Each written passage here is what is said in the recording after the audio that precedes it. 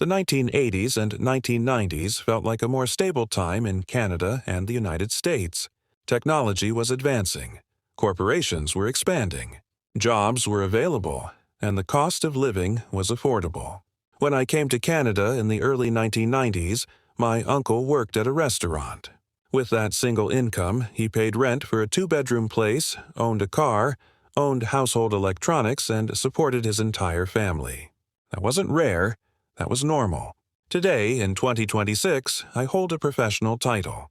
I earn more than twice the minimum wage, and yet I am still buried in debt and struggling to afford my own place. So what changed? One major shift happened at the top. In the 1980s and early 1990s, CEOs earned roughly 40 to 50 times what the average worker earned. Today, that gap has exploded. According to reports covered by CTV News, citing Canadian economic research, the highest-paid CEOs in Canada now earn over 200 to 300 times more than the average worker. In fact, those executives now earn a full year's salary of an average worker in just the first few days of January. The problem isn't just the number, it's the incentive. Executives today are rewarded for short-term performance, quarterly results, stock price, cost-cutting. They are not rewarded for long-term stability. They can fail, exit early, and leave the consequences behind. Risk moves downward. Reward moves upward. Another major change is how corporations are managed. In the past, companies promoted from within. Experience mattered. Understanding the work mattered. Today, credentials often replace experience. People manage industries they've never worked in, using spreadsheets to guess what happens in the field. That gap creates inefficiency, damage, and waste. In many corporations, departments are disconnected. Sales promises are made. Infrastructure is built by another team.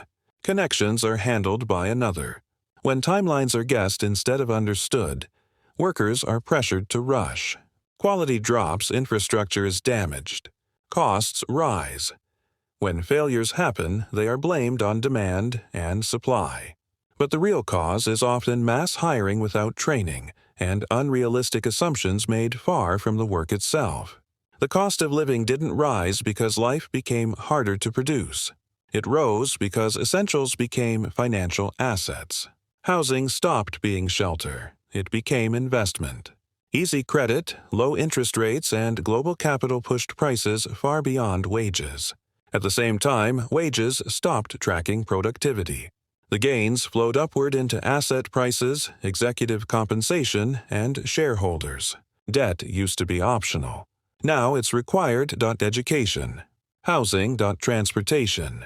When people must borrow just to survive, prices no longer correct themselves.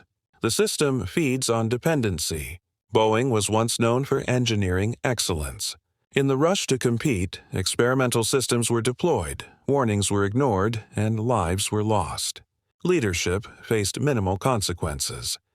The damage was absorbed by workers, customers, and victims. This is not unique. It's a pattern. Corporations today don't just operate in markets.